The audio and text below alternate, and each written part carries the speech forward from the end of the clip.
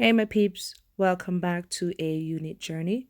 Today, we're going to do an easy, moist, delicious carrot cake. Yes, this is so good. Anyways, we're going to go ahead and do our dry ingredients. In a large bowl, add some flour, some baking powder, some baking soda, your mix spice, and also some salt. All right, we're going to go ahead and sieve all of that together. Then make sure to whisk it together until it's fully incorporated. Now, in a separate bowl, we're going to go ahead and do our wet ingredients. To that bowl, we're going to add some vegetable oil, or you can use some canola oil, some melted butter. Also, we're going to add some granulated sugar, also some brown sugar. All right. Then go ahead and whisk that together until there are no lumps, no sugar lumps, and it becomes a slurry. All right. Go ahead and add some vanilla extract. Now we're going to add some eggs, all 4 eggs, but add them one at a time and whisk as you do so. I didn't use a hand mixer for this. A whisk or a spatula will do just fine. Now go ahead and add your wet ingredients to your dry ingredients. Make sure to get all the wet inside. All right. Go ahead and mix with a spatula. Therefore, there's no lumps in there. Then we're going to add some shredded carrots, freshly grated shredded carrots.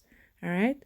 Go ahead and fold it over with a spatula again, and then add your shredded coconut also. Take your time and be gentle and fold it in the batter. All right.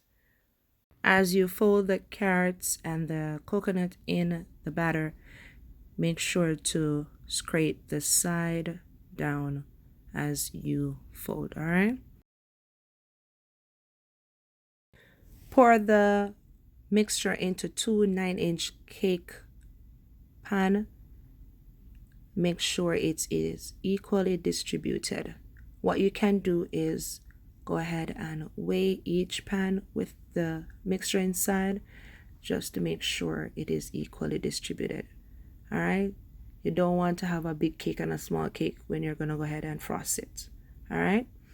Now, in a separate bowl, add your room temperature cream cheese and your unsalted butter.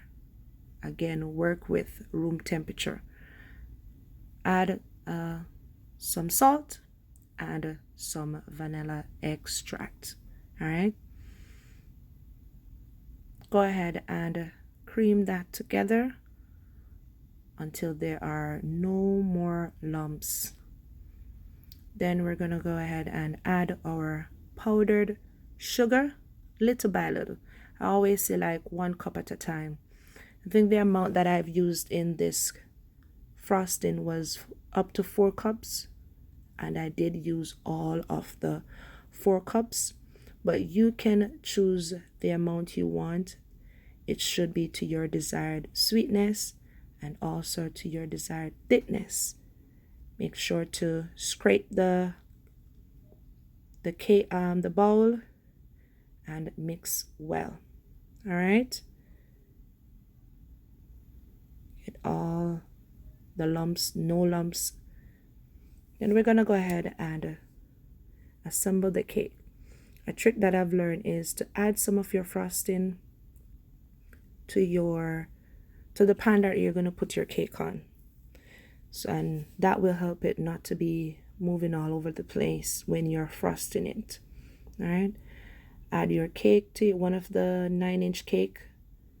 Make sure it is cool down before adding your frosting on.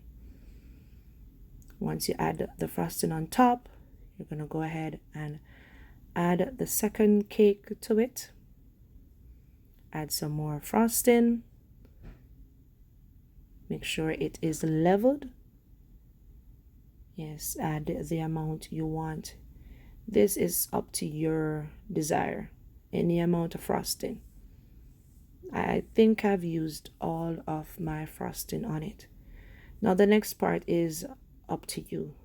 Here you can see that I've added some walnuts on top and some toasted coconut flakes. All right, it is moist and delicious. Here is a second piece that I've cut off. Sorry, I had to. It was too good to not. I totally forgot that I was filming and I didn't get a shot of the first cut, but that's how it looks. Very moist, very delicious. You can taste all the spice and everything. All right. Blessings and love as always. All right. Later. Bye bye.